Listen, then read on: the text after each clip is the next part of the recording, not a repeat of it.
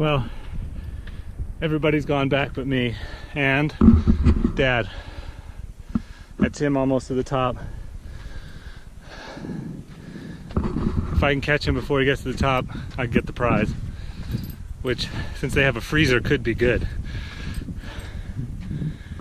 Camp is back there where the dunes end. So that's where we're gonna camp for tonight. We came from over there. Actually can't see it, it's behind the dune. Fauché Pass. We drove the Fauché Pass road, which is a good road for the most part. And there's one tricky place almost near the top, but we didn't really have any trouble with it, so I guess it wasn't that tricky. We got here in 2 hours from the hole in the wall area with a bunch of stops for shooting pictures and video and stuff. And we saw a desert tortoise on the side of the road, so we had to stop and fill out a sighting report for the National Park Service, because of course they're protected, monitored, endangered, you name it. So he was sitting there on the side of the road by the yellow line. Hopefully he doesn't make any bad decisions.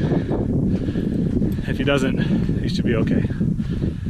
All right, back to the hike.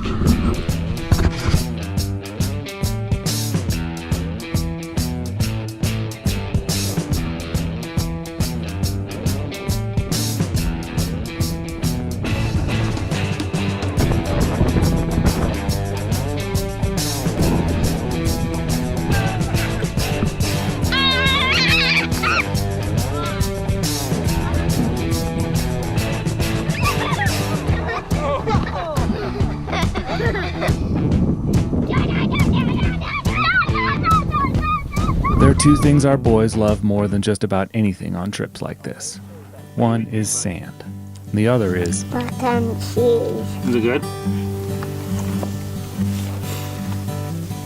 Happy?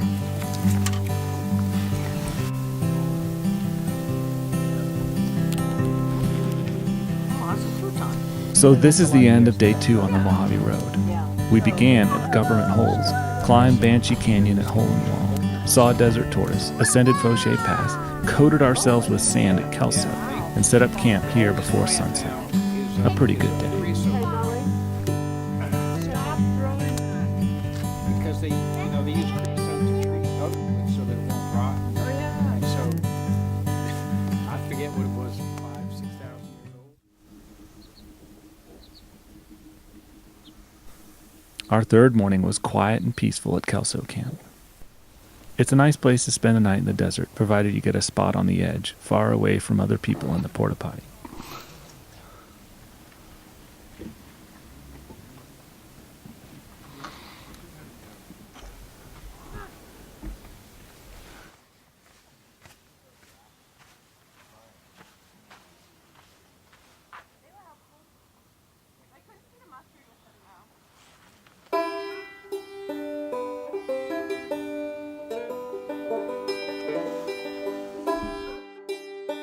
The route back to the Mojave Road took us through Kelso Depot. The depot existed to supply the Kelso siding of the Union Pacific Railroad with helper engines and water for travel between the port of San Pedro and Salt Lake City.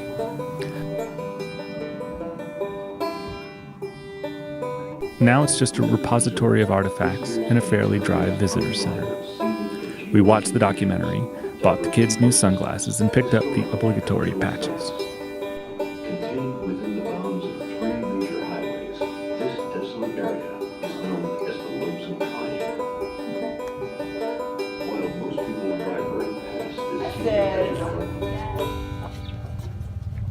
Alright, come on you guys.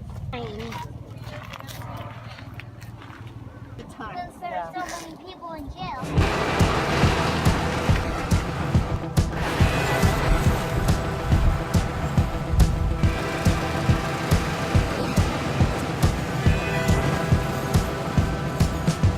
I have never been able to find it. This is like a pump track. fate This is gonna take a is like long a strange Why don't we just ride our bikes on it? filled with This would be fun to ride your bike on, It would wouldn't be it? super fun to ride a bike on. and don't always like. When the Baudelaires were very We're going, how fast are we going? I'm in their fate first. was First gear. happiness. We're going 5 miles an With hour. their parents in the Baudelaire mansion. But now both It's beautiful though, right? It's very beautiful. were gone. So we're in this wide open plain here, saddle here between two passes. All of the drainages that are coming in from the side are hitting us at a right angle and causing these whoops that go on and on and on and on as far as you can see. We're going 5 miles an hour in first gear. Well, I mean, I suppose you can think about being in a wagon. Yeah, it would be much worse than a wagon. Suspension is on the basis. Yeah, this is slow going. Slow going. Sure. Marle Springs is a good spot to stop and get over the motion sickness and have lunch. While we're here, I want to show you two things I've been using for overlanding recently. First, this Stanley insulated water jug. I fill it with ice and it keeps water cold for days. I can usually fill it up several times on one cache of ice, and it's easy for the kids to get water on their own at camp and when we stop for breaks like this. The other is this Blue Ridge Overland Gear kitchen tools bag. It holds utensils and sundries for the kitchen, and it's super handy to have it for easy access to the things we need for prepping food on the trail and around camp.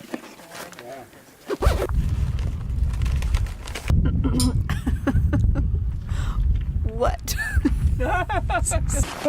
Marl Spring isn't much to see these days, as it hasn't hosted a garrison in over 150 years. Now there's just a tank filled with some slime and buzzing flies, and scattered relics and rusting fences. It was an important waypoint and trading post on the nascent Mojave Road for a time. Boy, somebody spent a lot of time putting fence posts in this dirt, huh? Mommy. But the road goes on, and soon you come to one of the stranger things on the Mojave Road, at the Mojave Mailbox.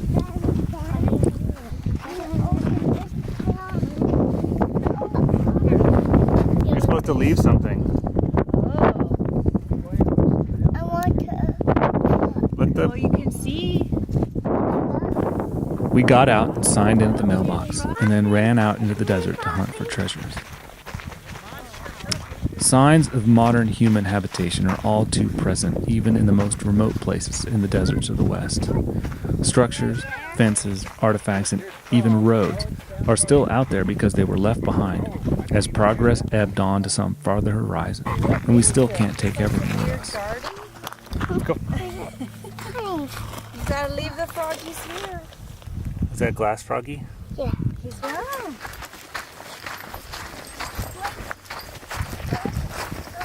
Where's Bowie found?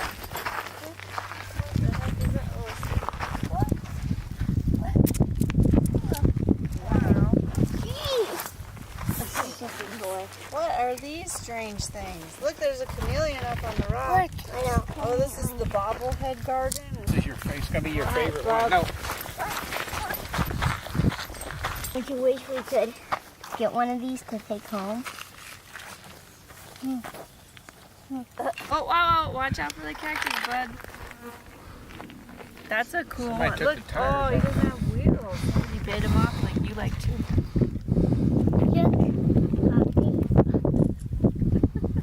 This is my favorite Jeep. With your own eyes. Look, Poppy. But things like these shrines of frogs, monster trucks, and gnomes were brought here specifically for the purpose of being left behind and collected as a monument for those of us who still crave a wild place to leave a civilized mark. What are those things? You know what those are? Stop here before Yeah. What is he doing? Reading the book. What is he sitting on? This one is broken. It's broken. Oh no. Poppy. But you have to draw the line somewhere. And if you're being completely unsentimental, it's just a bunch of trash in the desert. Because it's The little one that's ready, round. that's blooming. Yeah. Well, yeah, that's almost ready to bloom. With On the other flowers. Yeah. The kids loved it and reveled in the discovery of treasure and the mystery of its existence because they just don't think about those things yet. Yeah, that goes. And I suppose that's worth something. If I were to have to choose, I'd go out with a bunch of garbage bags and bring it all back to where it belongs. and feel better about narrowing the influence of the Mojave Road just that little bit.